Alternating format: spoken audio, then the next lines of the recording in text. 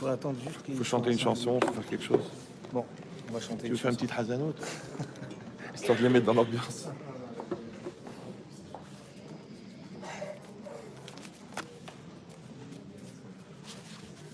Ok. Ah ouais, il faut mettre quelque chose. Super.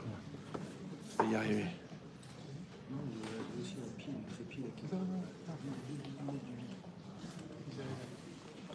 C'est bon. Il me manque un qui veut pas s'allumer. Déjà la sueur avant de commencer. Nous. Allez, allez.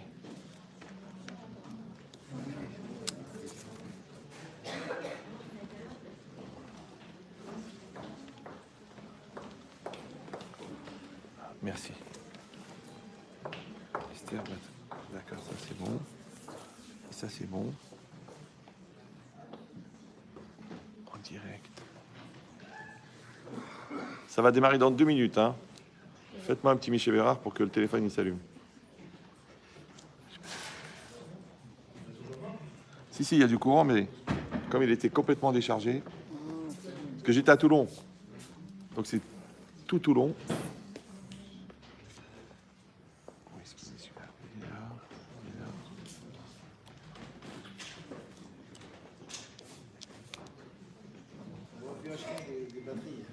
Ouais, c'est pas grave. Alors, on va faire du bruit juste pour vous calmer. Parce qu'il y a une partie qui est en train de prier pour que je m'étouffe, mais c'est pas de ma faute a priori. Il faudrait bien que ça démarre. Alors, je vous explique la technique. Celui-là, il est sur YouTube en direct. Celui-là, il est sur Facebook en direct. Donc normalement, si Dieu veut, on va être à peu près 500, à part les 3000. Et celui du milieu, c'est pour filmer.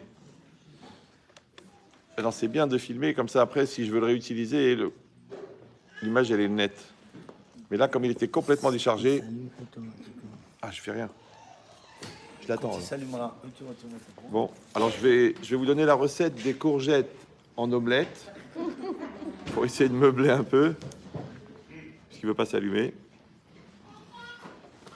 En tout cas, le cours est dédié pour la Refoua Shelema de Nathalie Rouhama, Léa, Bat, Florie, Myriam. Il faut dire amen, chez les Juifs, c'est comme ça. Et aussi pour Esther, Bat, Chnina, et pour Shalom Ben Esther.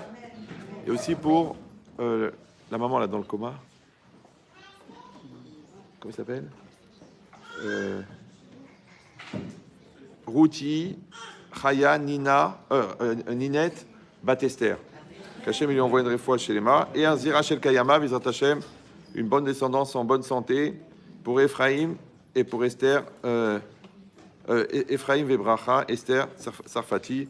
Qu'Hachem leur envoie Vizrat Hachem des enfants en bonne santé. Bon, il ne veut pas s'allumer, donc ça fait rien. On n'aura pas le début. Qu'est-ce qu'il a aujourd'hui? Mais c'est pas possible.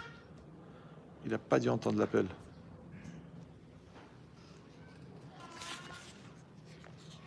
Je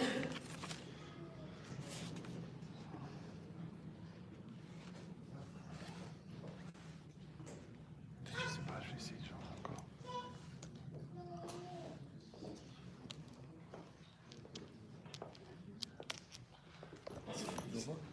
C'est long, c'est normal, c'est long comme ça. Vraiment non. Ah ouais, oui, il est foutu. Ah merci. C'est sûr. C'est aussi ça. J'ai changé, mais... Bon, ça fait rien, il veut pas. Je vais pas juste changer ça avec ça. J'ai essayé. Celui-là.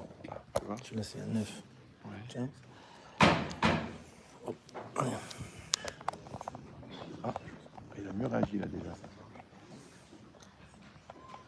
Moi, je vais déconnecter, je vous le donne pour vous. Voilà, filmez avec ça si vous voulez. Non, mais il veut pas. J'ai besoin après de le remettre dans l'ordinateur. Ouais, mais je vais le remettre. Faut que je l'ai. Non, ça fait rien. On démarre. Ça fait rien. Après, je le prendrai de YouTube, au pire. Alors, bonjour à toutes et à tous. Merci d'avoir fait le déplacement, de sacrifier un dimanche après-midi, ensoleillé en plus. Alors, vous savez qu'il y a cette notion de Hakaratatov sur laquelle on va réfléchir ensemble, cette notion de la reconnaissance. Mais il faut savoir une chose, c'est que la Hakarat ne peut exister que parce qu'il y a du chesed. Quand quelqu'un il reçoit du bien, alors il a Hakarat Tov, il a la reconnaissance. Mais le chesed ne peut exister que s'il y avait un manque. Avant ça, il y avait un chasser. Pourquoi? Parce que je peux pas avoir besoin de recevoir si je n'ai pas de manque.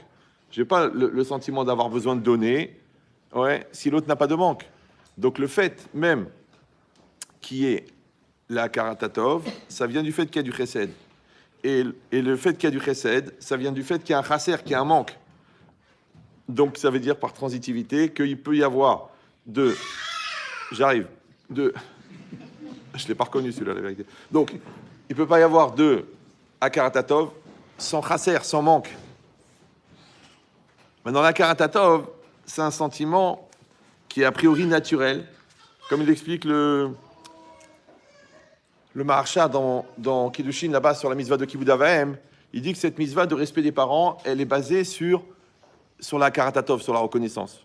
Parce qu'il demande, mais pourquoi est-ce que la Gemara, pour amener des exemples, elle amène des non-juifs? Ouais, que ce non-juif-là, il avait la vache rousse, il a sacrifié pour pas réveiller son père. Celui-là, il avait un diamant pour le Urim Vetumim, il n'a pas sacrifié pour son père.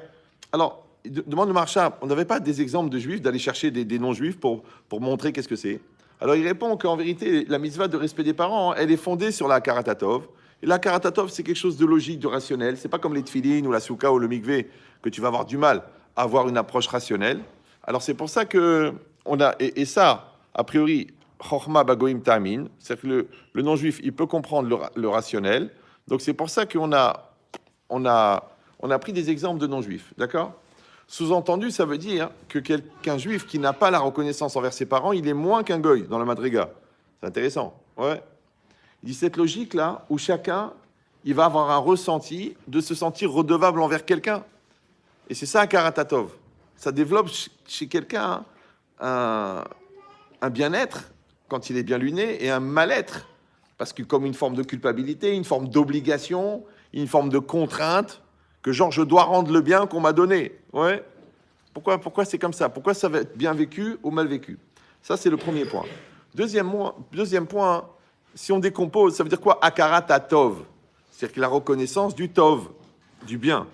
Mais tov, dans le langage des chachamim, on l'a expliqué déjà quelques milliers de fois, mais je ne sais pas combien il y a parmi vous des redoublants, que tov, ça ne veut pas dire bien. Non. Tov, ça veut dire shalem, ça veut dire complet. Donc, quand un homme et une femme se marient, on dit mazal, tov. Parce que le mazal de l'homme est incomplet sans la femme, parce que la femme, elle a la moitié de la neshama du mari, et le mari, la moitié de la neshama de la femme. Donc, quand les deux se rejoignent, le mazal est complet. On dit mazal tov, parce que le mazal est complet. Maintenant, quand l'homme n'a pas trouvé son mazal, ou la femme n'a pas rencontré son mazal, on dit mazal majeur. D'accord. Le mazal n'est pas encore arrivé. Ouais. Pareil, de la même manière, quand la Torah dit Veine tov meod, et voici que c'était très bien, c'était quoi en vérité? C'est la fin de la création du monde. Et là-bas, le Midrash, il dit c'est quoi tov meod? Ici, c'est l'Yetzerara. Le jour où Hachem il a créé l'Yetzerara, il a dit tov meod. Alors les commentaires, ils disent je comprends pas. La Gemara dans Kiddushin, elle dit chez Afilou Yotzro Karora, même son créateur, il a dit que l'Yetzerara, il est mauvais. Alors comment la Torah elle peut l'appeler tov? C'est bizarre. Ouais.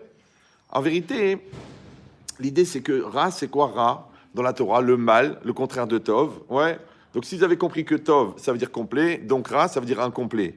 Et si Tov, ça veut dire Davar chez Yesh Botachlit, une chose qui a une finalité positive, alors le Ra, c'est Davar chez une Botachlit. Comme ça, il explique le Maharal, une chose qui n'a pas de finalité. D'accord? Donc le Ra, il est gratuit. Le Ra, il est destructeur. Le Ra, il est pour rien. C'est comme la sinatrinam, la haine gratuite. Comme ça, ou la méchanceté, ou la cruauté, ou la perversité. Ça sert à rien. Mais c'est comme ça, je sais pas, j'ai envie de faire du mal, j'ai envie d'être méchant, j'ai envie de voir négatif, j'ai envie de faire un lachonara. C'est du Ra, parce que d'avar shenbo, tachlit, une chose qui n'a pas de finalité. Donc ça veut dire que toute chose qui a une finalité, même si elle passe par une facette mauvaise, elle est bonne. Vous me suivez ou non? Comme quelqu'un, il a eu des parents durs, mais maintenant il est très courageux, très fort. Quelqu'un, il a eu des parents très cool, très sympathiques, le camembert. Et maintenant, il n'a aucune confiance en lui, il n'arrive pas à s'affirmer, il n'arrive pas à finaliser ses projets. Je comprends pas. Alors c'est bon ou c'est mauvais? Est-ce qu'il faut être dur ou est-ce qu'il faut être cool? En vérité, l'idée, c'est ça. C'est que le Yetzerara, il est Ra quand tu le subis. Mais il est Tov quand tu l'utilises. Parce que comment tu vas à l'Olam Haba? C'est grâce au Yetzerara. Qui c'est qui propose les épreuves? C'est lui. Donc sans lui, tu ne peux pas grandir. Mais ça, c'est quand tu le surmontes. Comme une moto. Avec une moto, tu peux faire un voyage de folie sur la Côte d'Azur ou tu peux prendre un camion à 160. Pareil, c'est l'expérience qu'a voulu vérifier Coluche. D'accord? Mais l'idée, c'est ça. C'est qu'une personne, en fait, elle est morte de ce qui était bien, elle en est morte. Et ça, c'est le paradoxe un petit peu de la réalité. Quand on est jeune, on dit le bien et le mal. On est un peu nia. Ouais, mais le passage qui dit le mal et le bien ne viennent pas d'Hachem. Ça veut dire qu'en vérité, la réalité, elle est parvée. La réalité, elle est ni halavi ni basari. Elle est ni bonne ni mauvaise. Elle est ce que t'en fais. Ça veut dire que c'est quoi un tzaddik? Un tzaddik, c'est un rachat qui s'est maîtrisé.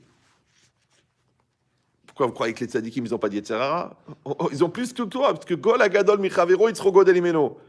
Tout celui qui est plus grand que son ami, son Yetzirah, il est plus grand. Donc il a un très grand Yetzirah. Le Rambam, il dit, le tzaddik, il a un très grand Yetzirah, mais il maîtrise. Le rachat, ouais, c'est quoi un rachat? Un rachat, c'est un tzaddik, mais qui a mal tourné. C'est-à-dire, il n'a pas maîtrisé ses pulsions, il s'est mis entre les mains de sa nature, il a suivi ses nerfs, il a suivi son satan, ouais, et donc automatiquement, il est devenu un rachat. Mais en vérité, il avait le choix, depuis le départ. Il avait la possibilité, mais il n'a pas voulu se prendre la tête. Ça s'appelle le confort à la non-existence. J'ai pas envie de réfléchir, j'ai pas envie de faire des efforts, je me laisse aller. Donc tu vois, le ra et le tov, c'est compliqué. C'est compliqué de définir, ouais. Moi, j'ai connu des gens qui ont une très grave maladie quand ils étaient jeunes. Bah, au Hachem, ils s'en sont sortis. Et maintenant, à 23 ans, ils tiennent 8 entreprises. Ouais. Ou alors le gars, un autre, il a fini le chasse en 2 ans. Pourquoi? Parce que toi, à 15 ans, à quoi tu pensais? À la PlayStation, à avoir un nouveau vélo. Mais lui, la question c'était, est-ce qu'on fait une greffe de moelle? Ouais, une moelle osseuse. Ou alors on fait une dialyse, on change de sang. Et s'il se trompait de choix, il mourrait. Donc quand quelqu'un à 15 ans, il est confronté à la vie et à la mort, c'est normal qu'à 23, il a fait ce qu'on appelle un accélérateur de maturité. Mais le contraire, quand les gens ils ont une vie facile, ouais, et que le droit d'être brel est constitutionnel, donc il y en a qui en abusent, ce qu'on appelle les frères Jacques. Jacques Brel, c'est pas grave. Vous avez un taux de réactivité qui est proche du plat d'asperges, mais c'est pas grave. Ça va venir avec le temps. Donc si c'est ça, bon, du coup, il s'est mis en marche. Ça, on n'aura pas le début. Tu dis Brel alors? On s'arrête à Brel ou qu'est-ce que je fais, moi? Vidéo, voilà. Il est fatigué, lui. Qu'est-ce qui lui arrive? Ah, voilà. Donc si c'est ça, hein, donc je dis juste la phrase du début, que en vérité, la reconnaissance, la karatatov, elle ne peut exister que s'il y a de la bonté. Et la bonté, elle ne peut exister que s'il y a un manque. D'accord? Et que tov dans la Torah, ça veut dire complet. Donc maintenant, si tov dans la Torah, ça veut dire complet, ça veut dire que akaratatov, ça veut dire reconnaître le complet. Ouais. Maintenant, on ne peut pas percevoir le complet tant qu'on n'a pas conscience du manque. C'est ça ce qu'on a dit, qu'il ne peut pas y avoir de chesed sans, il ne peut pas y avoir de akaratatov sans chasser. Maintenant, quand quelqu'un il est manquant, alors manquant, il y a 2 phrases. C'est que 2 façons de voir. Manquant, c'est l'Yetzirara, puisque l'Yetzirara, il s'appelle chasser. Les olam, Adam, chasser. Un homme est toujours manquant. Il dit le Maharal de Prague, ça c'est quoi? C'est les Yetzirara. C'est-à-dire qu'en vérité, celui qui connaît son Yetzirara, c'est celui qui connaît ses manques. Maintenant, tes manques, ils vont définir tes épreuves. Parce qu'Akadosh Baruch Hu, il envoie des épreuves, enfin le Yetzirara, il envoie des épreuves en fonction de tes manques. Donc celui qui connaît ses manques, il sait sur quoi il va être éprouvé. Celui-là, il a un manque avec la casse-route, parce qu'il hésite, et quand il voit une belle religieuse, un gâteau, alors il n'arrive pas à se retenir. Celui-là, il va avoir des épreuves avec la casse-route. Ouais. Celui-là, c'est avec l'argent. À partir de 10 000 euros, il enlève la kippa, la barbe, les paillettes. Alors, il va avoir une épreuve avec l'argent. Donc celui qui connaît ses manques, il connaît ses vides, il connaît ses peurs, et ben il sait sur quoi il va être éprouvé. Pourquoi? Parce que le Yetzirara, c'est un pêcheur. Au bout de l'hameçon, il met quoi? Ce que le poisson, il mange. Vous me suivez ou non? Donc s'il y a un problème de communication dans un couple, fais attention. Parce que le Yetzirara, il va envoyer une épreuve sur la communication. Si toi, tu sais que tu as un problème de motivation à la yeshiva, fais attention. Parce qu'il va t'envoyer ou une mauvaise motivation extérieure, ou une perte de motivation totale. Parce que c'est ton manque. Donc ça veut dire quoi? C'est que celui qui connaît ses manques, il peut prédire l'avenir. C'est ça, Izeu Chacham, Arwet Anolad. Et le sage, c'est quoi? C'est quelqu'un qui se connaît. Et quand tu connais ton présent, tu connais ton avenir, puisque l'avenir, dans les 3 quarts des cas, il n'est que la suite de ton présent. Et le présent, c'est toi. Donc tu dois le savoir. Maintenant, si tov, ça veut dire complet. Donc ma'asim tovim, ça ne veut pas dire des bonnes actions. Ça, c'est chez les scouts. Ouais, on les a fait taire très très jeunes d'ailleurs. On le dit, Scott de France, Scott israélite, Scott. C'est pas grave. Donc, non, la ma'asim tovim, ça veut dire ma'asim shlemim. C'est des actions qui sont complètes. C'est-à-dire que toi, tu dois produire des actions qui sont complètes. Maintenant, si toi, tu es complet, tu produis du complet. Si toi, tu es incomplet, tu produis de l'incomplet. Regardez, si si on met une main devant une lampe allumée, dans l'ombre de la main, il y a combien de doigts? Je vais peut-être baisser le niveau. Donc, je recommence. J'ai dit, si je mets une main devant une lampe, pas moi, mais si on met une main devant une lampe, l'ombre de la main, il y a combien de doigts? Ah, Ziana, on voit les redoublants. Ouais. Donc, ça dépend combien il y a de doigts dans la main. Donc, s'il y a 3 doigts dans la main, il y a 3 doigts dans l'ombre. Maintenant, la main, c'est quoi? C'est la personne. Et l'ombre, c'est l'acte de la personne. Parce que l'acte, il est la projection de la personne. D'accord? Parce que c'est quoi l'ombre? L'ombre, c'est de la lumière déformée par un obstacle. Facile. Il y a de la lumière. Ouais, elle est arrêtée par un obstacle. Et derrière, qu'est-ce qui apparaît? L'ombre. Maintenant, la lumière, elle représente le ratson, toujours. Orot zeretzonot. Après, l'obstacle, c'est quoi? C'est ma personnalité, complète ou incomplète. Maintenant, quand vous prenez un diapositive, là où il y a du noir, ça arrête la lumière. Là où c'est transparent, ça fait passer la lumière. Donc, si toi, tu es ouvert, la lumière, elle passe, donc ta volonté s'exprime. Là où tu es complexé, névrosé, lourd, bête, psychorigide, enfin, toutes les formes de blocage que tu peux avoir, ça bloque la lumière. Donc, quand tu vois que dans ta vie, il y a des choses qui bloquent, tu devrais t'interroger, qu'est-ce qui bloque chez toi? Mais nous, comme on est toujours dans le transfert de culpabilité, on dit c'est mon mari, c'est ma femme, c'est mes enfants, c'est la communauté, c'est le Rav qui m'a pas compris, c'est la Torah qui est pas à ma hauteur. Ouais, mais peut-être qu'il faudrait commencer par le début. Mishesh bo isurim, ipashpesh bema'asav. Celui qui a des souffrances, il réfléchit bema'asav. Nous, qu'est-ce qu'on fait? On réfléchit bema'asav. On réfléchit sur les actes de l'autre. Ouais. C'est-à-dire, et cette honnêteté intellectuelle, je ne t'ai pas dit de crier sur les toits, de monter à la Torah et de dire « Rabotai, j'ai compris, j'ai ce problème-là, j'ai ce problème-là. » Non. Si toi, tu es au courant, si ton psy est au courant, ça suffit. Ouais, c'est normal. Parce que quand on va aux toilettes, on n'emmène pas les gens qu'on aime. Et aux toilettes, on se débarrasse de quoi? De ce qui est mauvais en nous. Ça s'appelle le moussard. Donc, va gérer tes porte-bonheur tout seul. Ouais. Tu fais ton auto-analyse. Tu dis, écoute, j'ai un vrai problème de colère. J'ai un vrai problème de manque de confiance. J'ai un vrai problème de peur. J'ai un vrai problème de gava. Tu peux le reconnaître. Tu dis non, non, non, non, vous interprétez mal parce que vous ne m'aimez pas. De toute façon, personne ne m'aime. Ma mère, elle ne m'a pas donné la tendresse. Mon père ne m'a pas allaité. Arrête. Arrête. Oui, un jour, si Dieu veut, un jour, avant d'arriver au Olama Emet, de la mort, tu vas être déjà au Olama Emet de ce monde-ci. Maintenant, le problème, c'est que dans Emet, il y a Met. Vous me suivez ou non? Même les goïms, ils disent c'est la vérité qui tue. Parce qu'il y a mort dans Emet. D'accord? Mais qu'est-ce qui meurt quand tu dis la vérité? Mais c'est le menteur qui est en toi. Qu'est-ce qui meurt? Le baratineur. Qu'est-ce qui meurt? Le glandeur. Donc en vérité, pour être quelqu'un de bien, eh bien on a dit que c'est tov, c'est complet. Il faut tuer tout ce qui est mauvais en toi. Donc si tu veux être travailleur, il faut tuer le glandeur. Tue-le, mets-lui une balle dans la tête. Tu dis, ah c'est pas évident, c'est bien. On a besoin de temps en temps de justifier le creux dans le lit. Mais non, Yabrel, le creux, il n'a pas besoin de toi. Ça, c'est un grand principe du Rav d'un Lopilo, si vous l'avez connu. Il y a des gens qui ne se lèvent pas parce qu'ils disent, quand je vais me lever, le creux du lit va disparaître. Et peut-être que dans l'absolu, dans l'équilibre cosmique de l'univers, on a besoin de ce creux. Mais c'est ton cerveau qui est creux, Yabrel. Ouais. Lève-toi, va travailler. C'est pareil.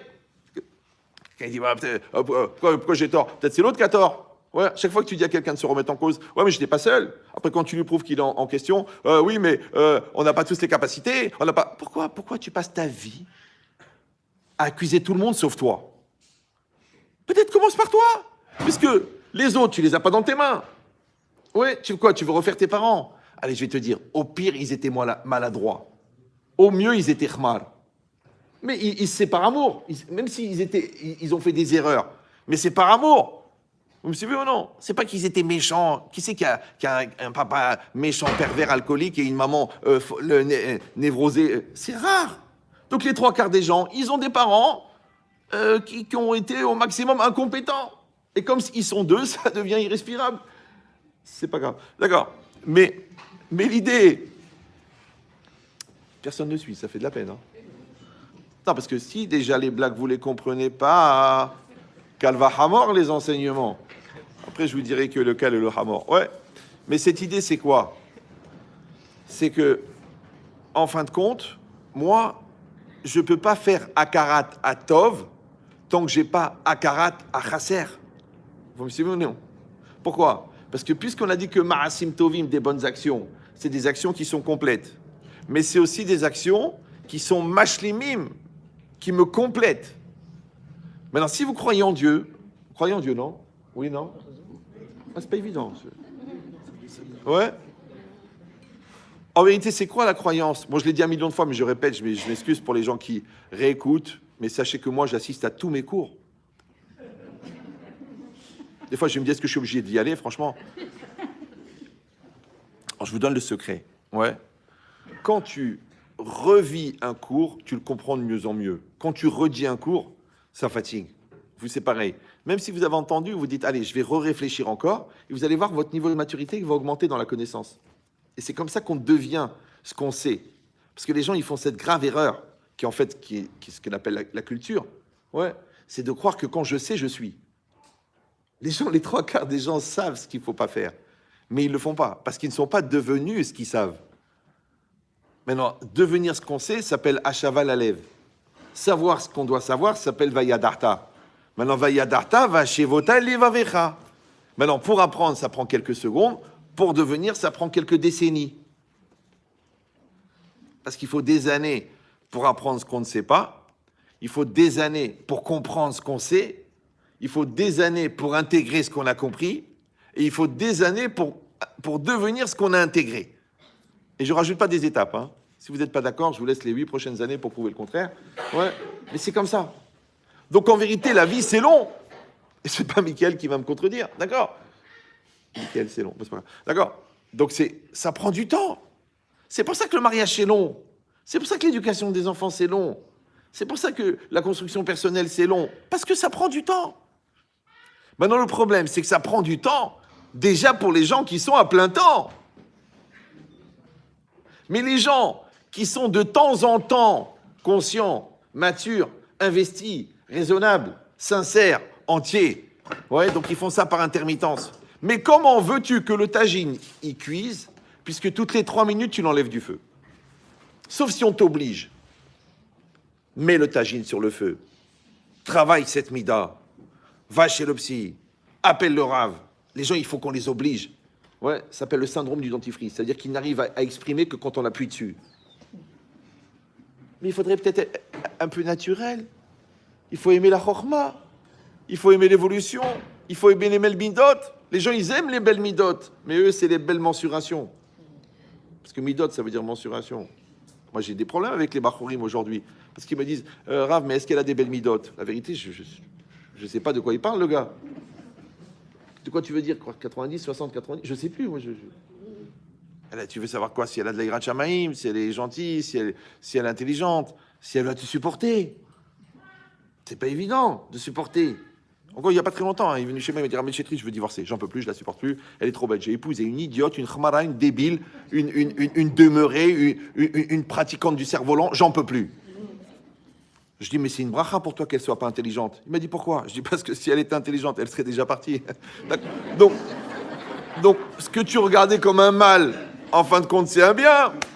Et toute la vie, c'est pareil. Ouais, quand tu dis, mon fils, il réagit pas. Mais il réagit pas. Parce qu'en vérité, Hachem, il a créé ce manque de réaction parce qu'il est moins sensible. Parce que s'il était sensible, tous les mots méchants que tu lui dis, il l'aurait détruit.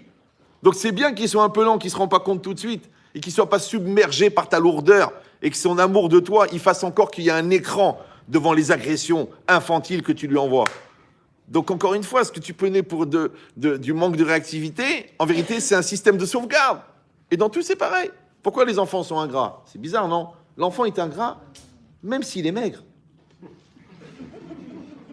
Pourquoi? Parce que si l'enfant se rendait compte de ce qu'il doit à ses parents, il serait tellement paralysé par son devoir de reconnaissance qu'il voudrait même pas se marier, qu'il voudrait même pas faire des bébés, parce qu'il va dire comment je dois m'occuper de mes parents.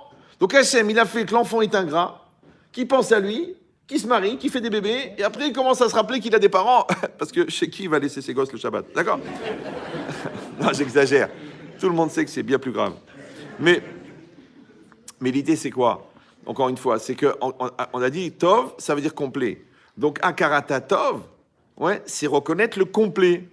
Le complet, c'est quoi? C'est qu'on peut pas. Nous, qu'est-ce qu'on fait? On fait du tri. On fait notre marché dans la vie.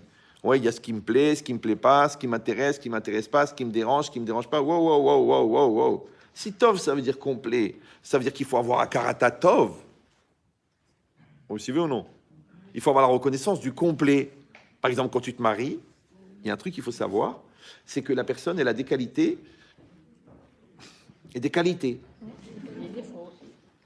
C'est ça. Ouais. Même le maire, le maire qui est complètement laïque, le maire de la ville, quand vous êtes marié, il vous a dit, vous êtes marié pour le meilleur et pour sa mère. Donc vous voyez bien que il y a la mère et le père. Les Ashkenazim, ils disent, il y a le pire et le mire. Le pire et le mire.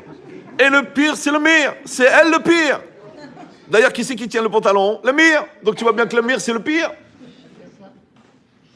Mais l'idée, c'est quoi? C'est que tu te maries avec quelqu'un, mais tu te maries aussi avec son Yetzirah, tu te maries aussi avec sa flemme, tu te maries aussi avec son ignorance, tu te maries aussi avec son immaturité. Donc qu'est-ce qu'ils font les gens, surtout aujourd'hui la génération de maintenant? Parce que c'est des consommateurs. Et consommateurs, ça peut s'écrire en 2 mots, d'accord? Sans sommation d'ailleurs. Donc, eux, dès que ça va pas, mais tu es triste, ça va pas, ça va pas, ça va pas, on sépare. Il y a du bon et du mauvais. C'est normal. Je veux pas du mauvais. Mais t'as pas compris. Si je peux me permettre, hein. Moi, j'ai pas votre expérience. J'ai eu à peu près 30 000 couples en consultation. Ouais. Vous avez eu que le vôtre, a priori. Donc, je vous donne un secret. Dans la vie, il y a du bien et du mal. Mais si tu réfléchis bien, en fait, le mal, c'est le chemin d'accessibilité du bien. Par exemple, toi, tu dis, je voudrais bien être Talmid Chacham. Ça me plairait, comme ça, de connaître les réponses et de connaître la profondeur de la Torah. Ça me plairait. Ok. Alors, il y a un côté mauvais aussi. C'est qu'il faut donner 15 ans d'études, il faut apprendre les Tosfot par cœur, il faut pleurer sur le Raphaïm, il faut écrire des résumés, il faut apprendre des Sikoumim, il faut... c'est vachement dur. Mais oui, mais le problème, c'est que c'est le mal, c'est-à-dire ce qui te dérange, c'est le chemin d'accès au bien. Tu vas aller à Marseille, tu dis, j'aimerais bien, il pleut, il fait pas beau, j'aimerais bien être à Marseille. Tu vas être à Marseille, 8 heures de route, 200 € de péage, l'usure de la voiture, les 8 heures que tu vas passer, c'est normal. Tu dis, non, moi je voudrais juste être à Marseille. Il n'y a pas de problème, si tu es Yaakov Avinu, tu vas être là où tu veux être, il n'y a pas de problème. Mais si tu n'es pas Yaakov Avinu, il va falloir faire ça. Tu dis, mais alors, ça veut dire quoi? Ça veut dire qu'on est obligé de faire des sacrifices? Comment on dit sacrifice en hébreu? Korban. Korban, ça vient de mot karov. Léakriv, ça veut dire quoi? Offrir. Et ça veut dire aussi rapprocher. Maintenant, pourquoi le mot sacrifice et le mot korban et le mot rapprocher, c'est la même racine? Alors, écoutez bien cette phrase, c'est une phrase de Ben Chetrit, ça pourra servir. Ouais. C'est qu'en fait, la seule manière de rapprocher deux choses, c'est de se sacrifier ce qui les sépare. Voilà. Vous suivez ou non? Donc, tu veux te rapprocher de Marseille, il faut sacrifier. 8 heures de voiture, 200 € d'essence, il faut sacrifier. Tu dis non, je ne sacrifie rien. Eh bien, il ne se passe rien. Comment on fait pour rapprocher un homme et une femme? Vous savez ou non?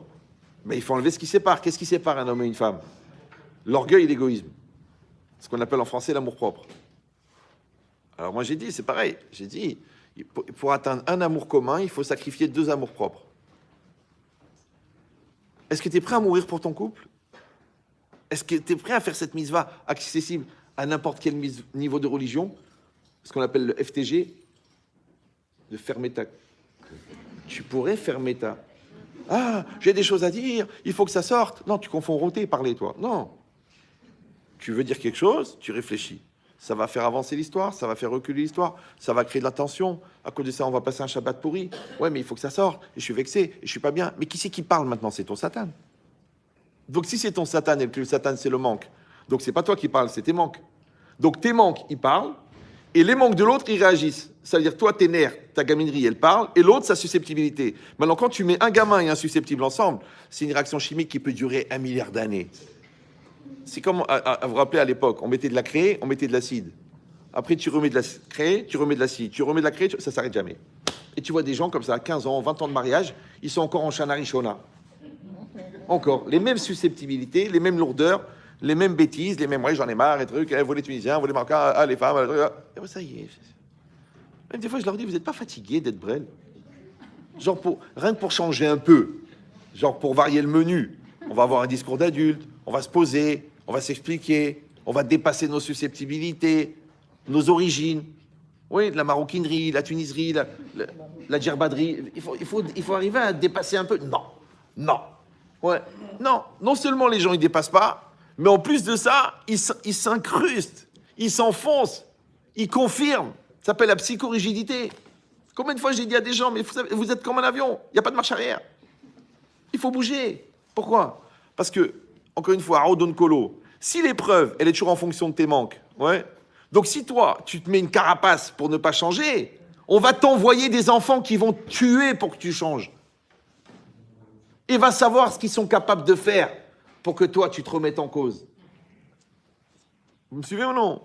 Ça veut dire que la gravité de l'agression, elle dépend du niveau d'entêtement. Rappelez-vous cet exemple. Aussi de Ben Chetrit, j'arrête pas de le citer parce que j'ai beaucoup appris de lui. Il y a un gars, il veut se réveiller à 5 heures. Il dit à son copain, écoute, je t'en prie, tu me réveilles à 5 heures. Le gars, il dit, je te réveille, coûte que coûte. On dirait Macron. D'accord? Il vient à 5 heures. David, lève-toi. L'autre, raquette. Oh. Il le pousse. Lève-toi. Oh. Il le jette par terre. Oh. Il piétine. Il dort. Il lui jette un seau d'eau. Il dort. À la fin, il ne sait plus quoi faire. La vérité, il prend 2 fils électriques. Il les dénude de chaque côté. Il met 2 dans la prise, 2 dans la bouche. Le mec, il saute en l'air. Il dit, mais t'es un malade. Mais tu veux que je meure? Il lui dit, mais JG, ça veut dire jeune jbeb. Avant d'essayer de te mettre au courant, je t'ai d'abord piétiné, je t'ai mis un seau d'eau. Avant de te mettre le seau d'eau, je t'ai piétiné. Avant de te piétiner, je t'ai jeté par terre. Avant de te jeter par terre, je t'ai remué. Avant de remuer, je t'ai parlé. Vous comprenez ce que je dis ou non? Vous comprenez pas? Bon, je précise pour les gens qui ont l'habitude de m'écouter, je ne parle jamais au premier degré, moi. J'ai arrêté quand j'avais 9 ans et demi. Donc quand je vous donne un exemple, c'est à vous de le traduire dans votre réalité personnelle ou la psychologique. D'accord? C'est qu'en vérité, la violence du réveil dépend de la profondeur du sommeil. Vous me suivez ou non? Donc si toi tu es fin, adin et khfif, tu vas capter les allusions de Dieu. Mais si tu es Allah, si tu es un gros bloc de... C'est-à-dire si tu as la vivacité de déplacement des Alpes, on va être obligé de t'envoyer des missiles sol-sol, tellement t'es lourd. Mais c'est toi qui décides. C'est-à-dire qu'en vérité, notre psychorigidité conditionne la violence des événements. Ça va, tu entends un chiour, tu comprends, hop, tu réagis. Non, tu dis non. Qu'est-ce qu'il te faut dans un cancer? Qu'est-ce qu'il te faut? Une leucémie? Qu'est-ce qu'il te faut? Une crise cardiaque? Qu'est-ce qu'il te faut? Une rupture d'anévrisme pour que tu te réveilles? Mais c'est toi qui décides, c'est ça que les gens ne comprennent pas. C'est nous qui décidons le niveau de violence, puisqu'il est correspondant à notre niveau de sommeil. Et dans tout, c'est pareil. Moi, les gens ils me disent, Rabbi Chetrit, qu'est-ce que je dois faire? Ma femme a envoyé une lettre d'avocat. Mais avant de t'envoyer la lettre d'avocat, combien elle t'a parlé? Combien elle t'a dit, il faut qu'on change? On fait des sorties. Viens, on évolue ensemble. On parle. Tu dis, non, mon père, il n'a pas changé. Mon père, il n'a jamais changé. Ok, mais ta mère s'est pendue. C'est vrai. D'accord? Il dit, non, on change. Oui. Un homme, il est condamné à changer. Parce que Shana, en hébreu, c'est chinouille. C'est le changement. Oui. Rosh Hashanah, c'est le début du changement. Tous les ans. Ça tombe quand? Rosh Chodesh. Rosh Chodesh, c'est quoi? Vous croyez que c'est le début du mois? C'est Rosh Hadash, une nouvelle tête. Tous les matins, quand tu te réveilles, pourquoi tu fais Netilat Yadayim? Parce que tu es Bria Hadasha, tu es une nouvelle créature. Donc, Panim Hadashot Baoulekan. Donc, tu dois être nouveau tous les jours. Et toi, tu restes le même pendant des années. C'est impossible. Pourquoi? C'est pas très grave. Tu dis, bon, il y a des gens comme ça qui changent, il y en a qui ne changent pas. Mais ce que tu comprends pas, c'est que toi, tu changes pas, mais la vie, elle change. Les enfants, ils grandissent. La femme, elle change. Le mari, il change. Les parents, ils vieillissent. Le marché, il bouge. Le niveau du collèle, il avance. Et toi, tu dis non. Moi, j'ai pris l'habitude. Je suis comme je suis. Il ne faut pas trop me pousser. Il ne faut pas trop... Écoute, Baba, tu sais que quand tu arrives à ton maximum, tu meurs. Vous savez ça? Ouais. Mais quand quelqu'un, il a décidé de ne plus évoluer, il a commencé à mourir.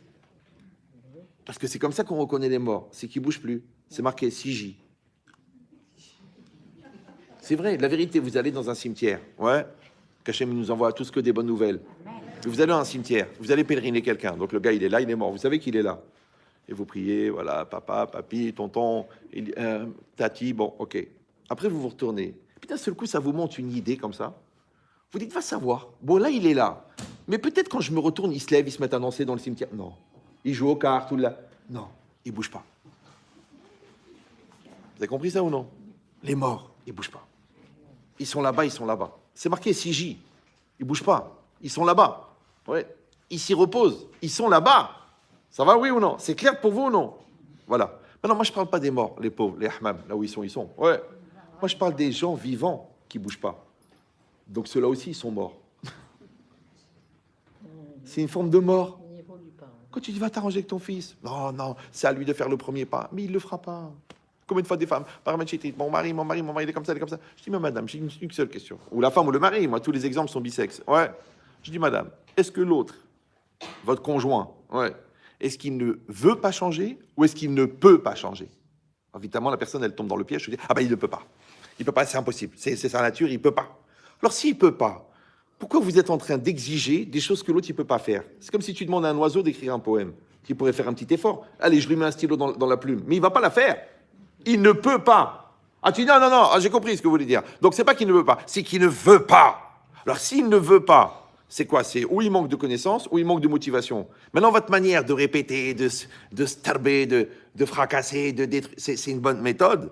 Ça a marché jusqu'à maintenant? Non, ça marche pas. Mais quand même, je suis tellement déçu, alors je remets une couche à chaque fois. Donc, peut-être que lui, il a un Yetzirah de ne pas évoluer, et que toi, tu as un Yetzirah de créer chez lui un effet, ce qu'on appelle laxatif. Une facilité de transit. Parce que c'est vrai que même quand il voit apparaître ton numéro, il a envie d'aller aux toilettes, mais tu as une capacité à le faire évoluer de manière incroyable. Ouais. Alors un jour, tu vas réfléchir. Peut-être qu'en fait, on a chacun, parce que nous, on croit toujours, genre, il y a la victime et il y a le bourreau. Il y a la bonne personne et la mauvaise personne. Mais peut-être il y a des Yetzirara d'être méchants, et des Yetzirara d'être lourd, d'être gentil. Comme c'est bon, non? Il y a des Yetzirara de ne pas utiliser la bonne méthode. Tu vois que cet enfant, ça ne marche pas, la méthode. Tu veux faire comme avec son frère. Son frère, j'étais très dur. Et Baruch Hashem, il s'est mis à la yeshiva, il s'est mis à travailler. L'autre, ça ne marche pas. Il faut le prendre dans les bras, il faut lui mettre 74% de compliments pour qu'il te fasse 24% de remise en cause. C'est comme ça. Chaque enfant, c'est différent. C'est que le seul point commun entre nos enfants, c'est qu'ils sont tous différents. Mais c'est leur point commun. Il y a des gens, non, ils élèvent leurs enfants comme des bouteilles de Contrex, tous les mêmes. Ça vient pas. Ça marche pas. Le Contrex aurait été étonnant. Le Rav Shimshon Raphaël Hirsch, qui était particulièrement religieux, je pense qu'il aurait pu habiter à Sarcelles, il a dit, était très fort dans le chinour, il a dit, moi je l'aurais pas dit la vérité, hein, mais il l'a dit lui, il a dit, Esav, il est devenu Esav parce que ses parents, ils l'ont élevé comme Yaakov. Il faut que tu t'adaptes. Celui-là, il arrive à s'asseoir 6 heures. Donne-lui le Rabbi Kibaiger. Celui-là, il a besoin de jouer au foot 2 heures par jour. Donne-lui le foot. Tu dis non. Non. Bitul Torah. Eh bien maintenant, il ne faut rien toute l'année. C'est pas qu'il glande 2 heures. Il glande toute l'année. Ouad, il est avec sa PlayStation comme ça. Ouad. Un épileptique. Tac, tac, tac, tac, tac, tac, tac, tac. Tu dis, mon enfant, Eliaou. Il n'y a pas d'Eliaou. Maintenant, c'est Kevin. Pourquoi Kevin? Parce que tu ne peux pas savoir ce qui va lui arriver. Kevin, ce qui va t'arriver. Ouais. Mais ça vient de quoi? C'est compliqué. Alors, je n'ai pas dit que c'est la faute des parents. Parce que les enfants, ils ont le libre arbitre. Ouais. Mais toi, tu dois avoir l'auto-analyse de leur donner le meilleur. Et c'est quoi le meilleur? C'est le Tov. Et le Tov, c'est complet. Et complet, vous avez compris maintenant, c'est adapté. Bah oui. Parce que lui, il a un manque. Et toi, tu as la solution. Donc, quand tu donnes la solution à son manque, ça fait du complet. Parce qu'il y a complet d'être complet soi-même, il y a complet d'être complet avec sa réalité. Après, il y a d'être complet avec l'autre. Maintenant, encore une fois, le complet, c'est le rapport de complémentarité. Donc moi, je vais te compléter, tu vas me compléter. Maintenant, pour que moi, je te complète à toi, il faut que je connaisse tes manques à toi. Maintenant, si on est un couple équilibré, tu peux m'expliquer, tu peux me dire, écoute mon amour, quand tu parles, la vérité, tu vas très vite, va un peu plus doucement, parce que tu parles beaucoup, mais tu n'as jamais de conclusion. Moi, je ne parle pas beaucoup, c'est vrai, mais j'ai des conclusions. Alors viens, on peut apprendre l'un de l'autre. Et s'il te plaît, c'est pas la peine de rajouter en fin de phrase des adjectifs qualificatifs. Est-ce que tu as compris, espèce de... Ça sert à rien. Non, mais c'est pas méchant, c'est pour aider, c'est pour lubrifier. Ça fait genre, ça fait passer. Non, ça fait pas passer, ça coince, ça angoisse, c'est nerveux. C'est comme tu me charries devant tes amis. C'est pas la vérité. Au début, je rigolais, maintenant je rigole plus. Maintenant, j'ai envie de mourir. Maintenant, voilà. Alors si tu t'arrêtes, oh mais c'est ma façon de parler. Non, c'est pas sa façon de parler. C'est que tu crées une carapace de dérision parce que tu sais que t'es nul à l'intérieur. Vous me suivez ou non? Parce que ça s'appelle Amegadel et Tatsmo al Kalun Havero. Tu vas te grandir toi-même sur en rabaissant l'autre. T'as pas besoin. Toi, t'es bon, l'autre, il est bon. Toi, t'es complet, l'autre, il est complet. Mais quand tu dis, ah, t'es pas capable, t'es nul, t'y arriveras jamais, c'est trop difficile. Moi, quand je suis rentré à l'Yeshiva, je n'étais pas totalement débile, je dis la vérité. Et que je posais, mais dans la Torah, je connaissais rien. Donc, quand je posais une question à quelqu'un, qu'est-ce qu'il faisait le gars? Pendant un quart d'heure, il me cassait. Et après, il me donnait la réponse. Maintenant, moi, je soignais des psychiatres à 18 ans. Alors, le mec, je l'ai vu venir, voir d'un bœuf. Ouais. Je lui ai dit, mais excuse-moi, juste une question. Ok, tu connais mieux le Rabbi Akiba Eiger que moi, ça fait 3 ans que tu étudies, moi je viens d'arriver. Juste une question, pourquoi tu me fracasses avant de me répondre? Il m'a dit, mais t'as rien compris, de toute façon t'es nul, t'es un débutant, Pourquoi au niveau psychiatrique, c'est intéressant. Moi vous avez étudié la zoologie? Oh, ça peut aider, hein. Oh là là, vous comprenez les comportements. Ouais. Je dis, pourquoi tu me fracasses? Pourquoi? Parce que tu sais que ta réponse, elle est nulle. Mais si ta réponse, elle est bonne, le Hémet, il n'a pas besoin de toutes ces frioritures psychiatriques. Vous me suivez ou non? Genre, je te mets en situation de bassesse, comme ça, après, tu vas écouter. Après, tu vas dire, waouh. Mais moi, un CON, je le vois à 1 kilomètre. Tu crois que j'ai besoin que tu me rajoutes des chapeaux et des barbes et des Rabbi Akiba Eiger pour que je vois pas que tu es un nul, que tu es un névropathe? Je le vois que tu es un névropathe, j'ai besoin. Tu crois que tu vas m'impressionner parce que tu vas me raconter 3 histoires que d'un seul coup, ou alors tu essaies de me casser. Ça y est, moi, j'ai réglé la psychiatrie déjà. Vous comprenez ce que je veux dire ou non? Mais la personne, quand elle n'a pas réglé ça, donc elle va adapter son engagement. En vérité, qu'est-ce qu'elle projette? Elle projette ses manques. Elle projette ses peurs. Elle projette ses incapacités. C'est pour ça qu'on a dit que Akaratatov, ouais, c'est de voir le complet. Que dans le complet, il y a du bon et du mauvais. Mais c'est du complet. Et en plus, que ce que toi tu trouves mauvais, c'est ce qui permet d'accéder au bien. Est-ce que vous êtes déjà rentré dans une salle de torture? Jamais? Une salle de torture? Non? Non? Ça s'appelle une salle de musculation. Ah, d'accord. Vous rentrez, vous voyez des gars allongés, avec des pectoraux sacom, en train de soulever 160 kilos, développé couché, c'est pas évident, ouais. Et le mec, il crie. Ah! Ah! Ah! Toi, t'as de la peine pour lui. Tu dis, mais à vous, ils vont arrêter de te torturer. Non, le mec, il est venu de son plein gré, et en plus, il paye. Il prend un abonnement à la salle, et tous les jours, il a mal. Mais il est fou, le gars. Maintenant, vous savez pourquoi est-ce qu'il a des bras comme tes cuisses? Vous savez pourquoi? Parce qu'en fait, le muscle, c'est des fibres, comme une pelote de laine. Maintenant, la pelote, elle est comme ça. Mais si tu commences à ouvrir chaque fibre, elle devient comme ça. Ben, c'est pareil.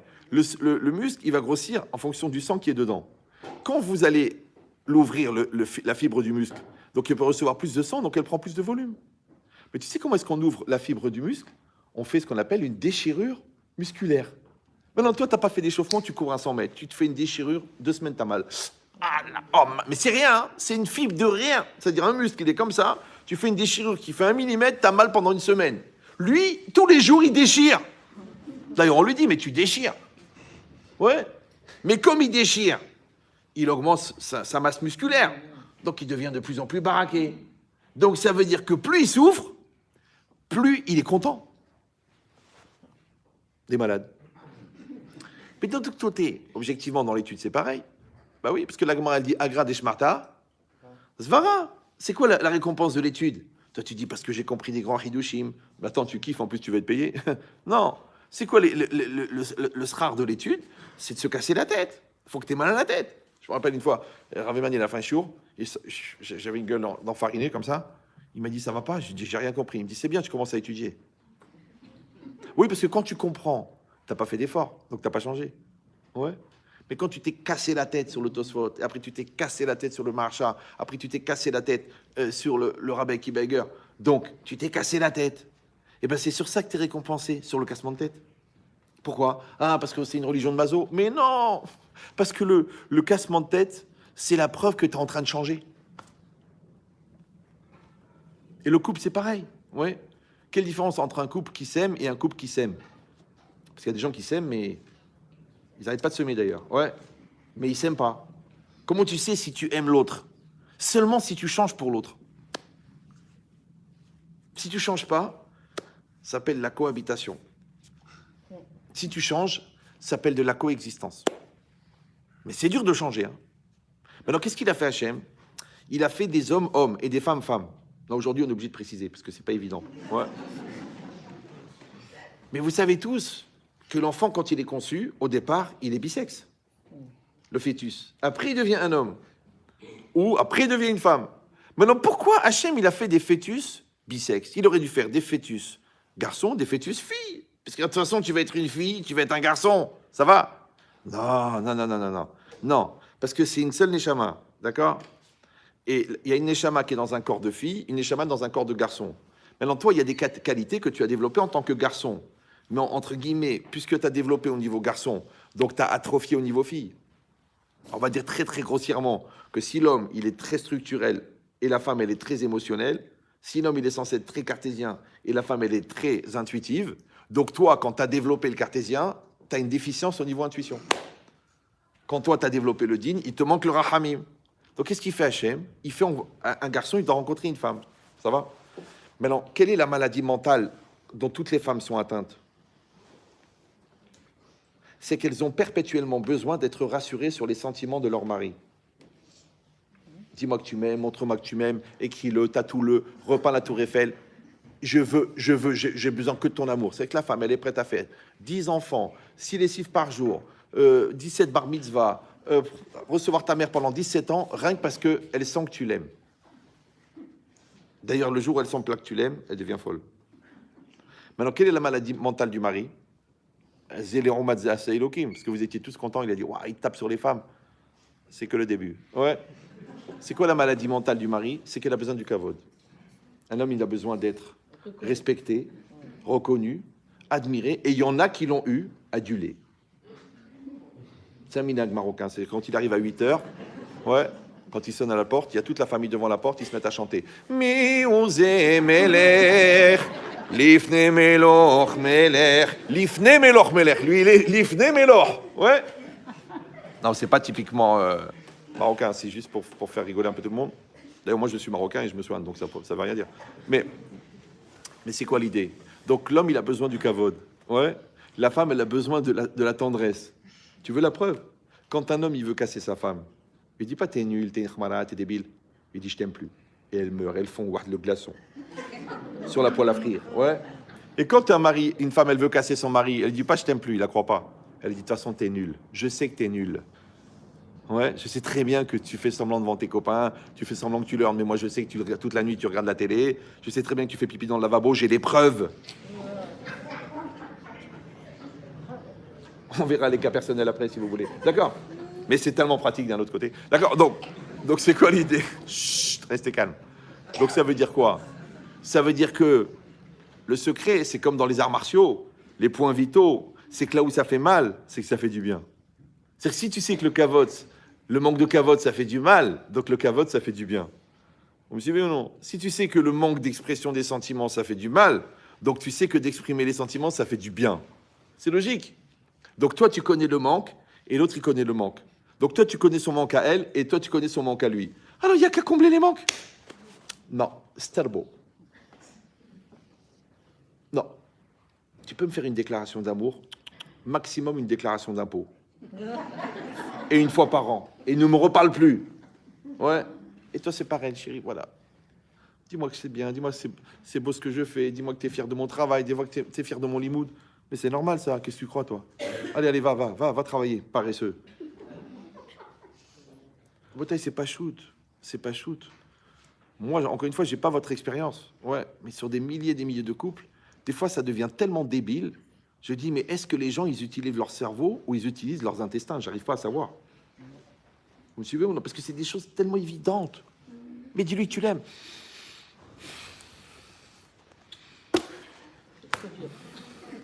Alors, envoie-lui un texto. Écris-lui une lettre. Je sais pas moi. Achète un cadeau. Ah, pas de gros mots. On va rester poli. Ouais. La beauté, c'est pas shoot. C'est pareil, un enfant, il faut le prendre dans tes bras. Prends-le dans tes bras. Ah non, non, non. Ma mère était prof de maths, mon père était colonel de l'armée. Ouah, de Kasserine. Dur. Ouais. Et le gosse, c'est normal qu'à la fin, il en peut plus. Il a besoin tellement d'amour, tellement de tendresse, qu'il veut plus utiliser Ariel maintenant.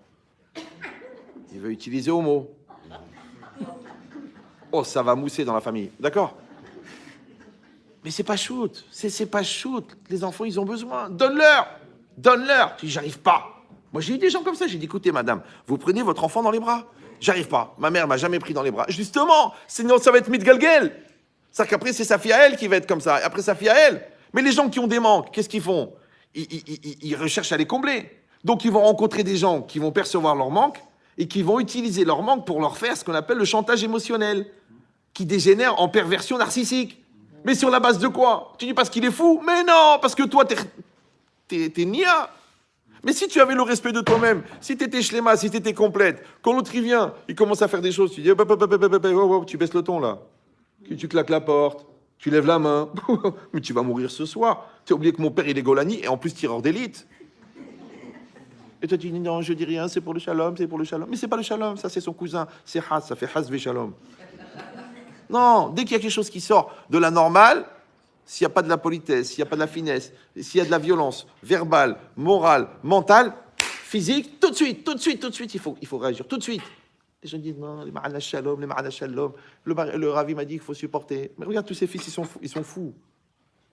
Vous avez compris ou non? C'est-à-dire que ça s'appelle la normalité, c'est la normalité. Comment on peut faire des bébés ensemble et se prendre des claques? Il y a un malaise.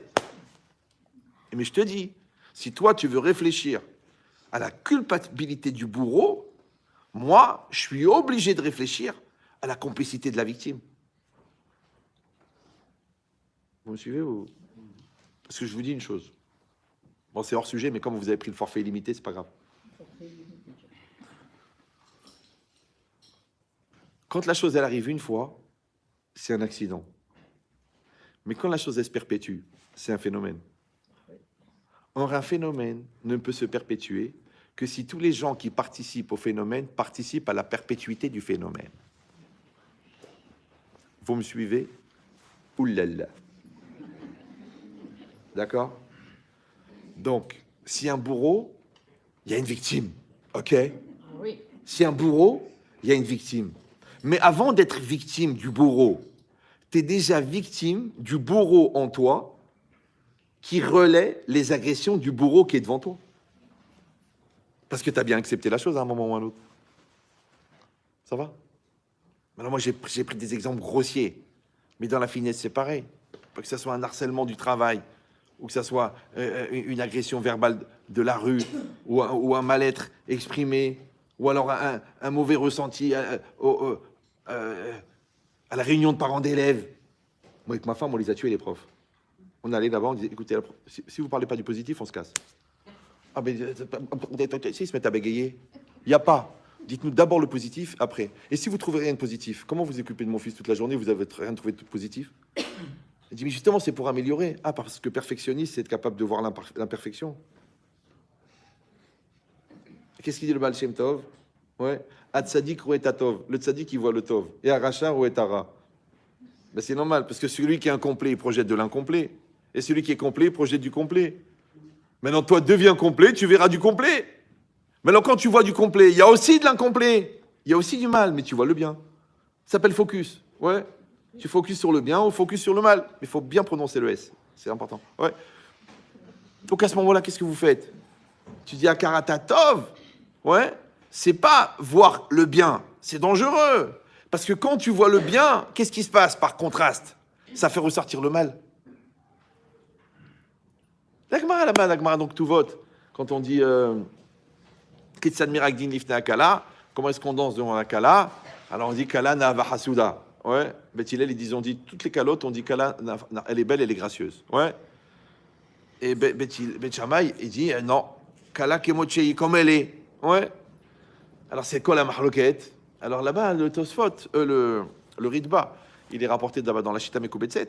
Il dit c'est quoi? Pourquoi c'est vrai? Peut-être qu'elle dit, et si Beth Shammai dit, et si elle est aveugle et elle est boiteuse? Tu vas dire Kala Na'ava Hasuda? Ça veut rien dire. Il dit oui, pourquoi? Parce que Kala Na'ava Hasuda, elle est née à Hatan. Lui, il l'a trouvée belle. Mais non, elle ne correspond pas au canon de la beauté. Genre, tu peux pas la mettre en première page de Vogue ou de la de... Ouais, parce que c'est pas exactement un feu d'artifice. Ouais. Mais elle est belle aux yeux de son mari. Il la trouve belle. Il aime son sourire. Il est content de la voir. Ça suffit. Mais alors que tout le monde la trouve belle, c'est pas intéressant. Ça sert à rien. C'est pour ça, toujours, je dis aux calottes, faites attention, le soir du mariage, de pas trop maquiller. Parce qu'ils payent des maquilleuses 300, 400, 500 euros et leur font, what? Cléopâtre. Le feu. Mais le problème, c'est que le lendemain matin du mariage, elle sort de la salle de bain. Le mec, il la reconnaît pas. Il me dit, vous êtes qui, madame? Vous êtes rentrée par où? Elle dit, mais enfin, Ephraim, c'est moi. Il la reconnaît pas. Ah, Botaille. On peut pas être le soir Cléopâtre et le lendemain matin la momie.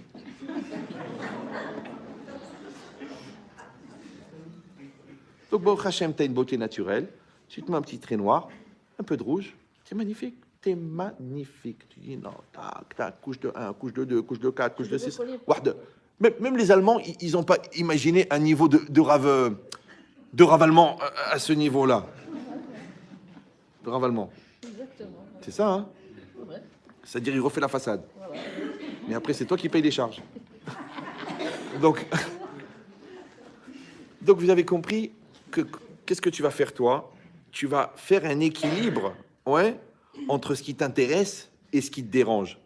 Parce que tu as compris que ce qui te dérange, c'est ce qui permet d'atteindre ce qui t'intéresse. Donc, quand tu t'escannes sur la musculation, tu augmentes tes muscles, ouais. Quand le gars, il t'énerve, ça t'énerve, ouais. Mais toi, en vérité, grâce à lui, tu travailles ta patience. Donc, tu muscles ta patience. Ouais. Encore tout à l'heure, un jeune au téléphone, il me disait, oui, moi, mes enfants, au moment du coucher, 1 fois, 2 fois, 3 fois, ça m'énerve, je me mets à crier. Je lui ai dit, mais toi, tu es le père. Père, c'est repère. Ouais. Quand tu lui envoies des nerfs, quand tu lui envoies des cris, quand tu lui envoies des gros mots, tu lui envoies des coups, c'est ça ton chinour. Ton chinour, c'est on perd ses moyens. Quand on maîtrise plus, on envoie balader, on fait du mal, on menace, on crie. Donc lui, après, qu'est-ce qu'il va faire? Il va crier, il va menacer. Toi, tu dois être la sérénité par excellence. Le Kilimanjaro. Fermeté, mais tendresse. Les enfants, on va dormir. Je t'ai déjà dit, tu sors pas du lit. Allez, on raconte une histoire. Moi, mes enfants, ils se rappellent encore des histoires que je leur racontais il y a 25 ans. Ouais. Qu'est-ce que vous faites? Je vous dis un truc. Hein. Vous dites, bon, je vais raconter une histoire, une belle histoire. Mais c'est mieux si vous fermez les yeux, comme ça, vous arrivez à imaginer.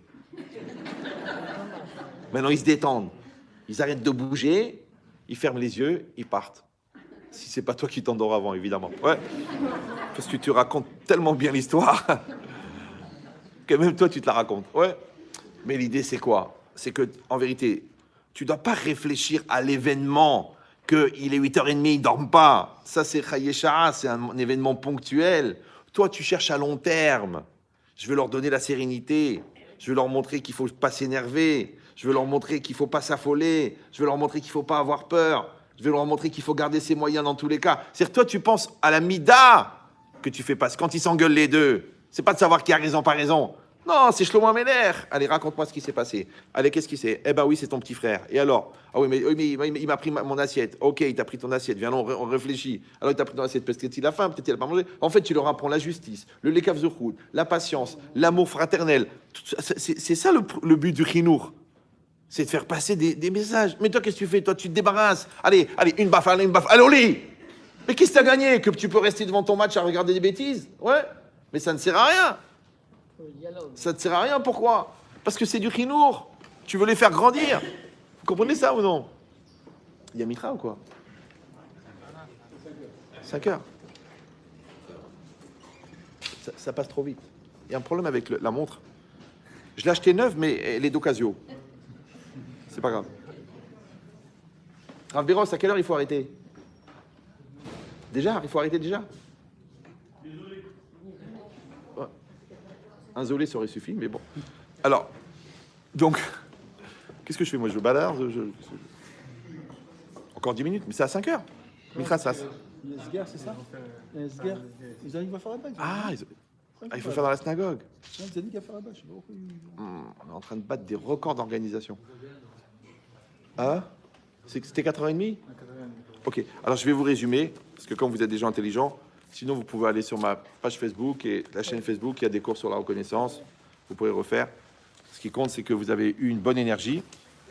Donc on a dit, Tov, ça veut dire complet. Akarata Tov, c'est reconnaître le bien. Reconnaître le bien, c'est quoi? C'est reconnaître mon manque à moi pour devenir moi complet, d'accord? Reconnaître ensuite le manque de l'autre pour essayer de le compléter. Après, de reconnaître comment la situation, elle est manquante parce qu'il manque moi. Ça s'appelle en français d'être mashlim, le maasé.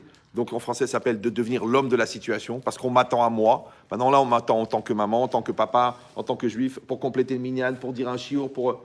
Ouais, chacun, il doit être l'homme de la situation, dans sa situation à lui. Mais à Karatatov aussi, on a dit, c'est le complet. Ça veut dire de comprendre qu'en vérité, le bien et le mal, c'est une vue de l'esprit. Ouais. Et qu'il faut être capable de prendre les choses dans la globalité, puisque c'est l'acquisition, c'est l'utilisation de ce qui me dérange, donc le mal qui me permet d'atteindre le bien de la chose. Et le dernier, ça, je ne veux pas que vous ratez ça, c'est que la reconnaissance du bien permet d'éliminer la dimension anxiogène du mal et de la contrainte. Ça veut dire que la Torah, par exemple, elle dit, tu es obligé de faire ça, tu es obligé de faire ça. Après, dans ton couple, tu es obligé de faire ça, tu es obligé de faire ça. Ouais. Après, dans tes enfants, tu es obligé de faire ça. Après, dans le travail, tu es obligé de faire ça. Alors, je vous donne un secret. Après, je vous laisse réfléchir. La perception du Tov, donc la Akarata Tov, ouais, elle crée une situation bizarre qui s'appelle en français « je suis votre obligé ». D'accord? Maintenant, quand je dis à quelqu'un « je suis votre obligé », quelqu'un t'a présenté ton chidour, ta femme, elle t'a fait 6 enfants. Donc toi, tu lui dois tout. Parce que les enfants, tu ne pouvais pas les faire tout seul. Tu as essayé, baba. Tu as couché un fil de fer. Ouais. Donc, après, tu dis oui, mais il y a beaucoup de contraintes. Et la parnassa, et les nerfs, et elle veut aller en vacances, et il faut travailler pour lui donner le sourire. Mais toi, en vérité, tu es déjà en dette, puisqu'elle t'a donné 6 enfants. Ouais. Maintenant, si tu regardes le bien qu'elle t'a fait, et la dimension angoissante de la contrainte disparaît. Quand tu sais ce que tu dois à tes parents, les obligations envers eux n'ont plus de dimension obligation. Quand tu sais ce que tu dois à ton rave, il n'y a pas de difficulté à lui faire du bien. Donc ça veut dire qu'Hachem, il a créé ce qu'on appelle le bitul berov, l'annulation, et même le cochon, il s'annule dans 60 fois plus. Donc quand toi, tu vas faire Akaratatov, c'est-à-dire tu vas percevoir les 60% de bien de l'autre. Donc, le difficile de l'autre, il va s'annuler dans la majorité. Et c'est cachère. Mais si toi, tu vois que tu n'arrives pas, moi, c'est quand même une contrainte, c'est quand même du stress, c'est quand même difficile. Toi, que tu crois que c'est un problème de motivation. Non, c'est un problème de reconnaissance. Parce que tu es trop égoïste. Tu es trop dur. Et calvachomer de calvachomer de calvachomer, que quand tu prends une feuille, c'est rien du tout. Tu prends une feuille et tu marques tout ce que tu dois à Dieu. Tout ce que tu lui dois. La santé, la vie, tu marches sur tes jambes, tu n'as pas un sachet pour faire caca, tu n'as pas un tuyau pour respirer, tu vois des 2 yeux, tu n'as pas de la sclérose en plaques, tu n'as pas la maladie de ça, tu n'as pas ça, tu n'as pas ça. Mais tu dois toute la journée dire merci. Et bien quand tu es dans un sentiment de merci, oui, il n'y a pas... Après on te dit, mais les tefilines, mais c'est rien les tefilines. Tu as vu ce qu'il m'a donné? On te dit, étudier la Torah, mais c'est rien. Lève-toi le matin à la prière, mais c'est rien. Ouais, va t'occuper de ta femme, tes enfants, mais c'est rien. Parce que tu sais ce que tu dois. Vous savez ou non? Ça veut dire que la reconnaissance du Tov, elle annule le poids du rat. Ça hidouche. Voilà. Chazak à tous. Donc on rappelle que le cours était dédié pour la aslacha de la famille Msika, pour la réfoua shelema de Nathalie, Rouhama, Léa, Bat, Flori, Myriam. Pour un Zerachel Kayama pour Ephraim, Vebracha, Esther, Safati. Et pour la Refoua Shelema de Esther, Bat, Chnina. Et Shalom Ben Esther. Et on a dit de Routi, Chaya, Ninette, Bat, Esther. Merci à vous tous d'avoir suivi le cours. Le cours, il sera sur YouTube dans 2 heures, pour ceux qui veulent. Merci à vous. Avec plaisir.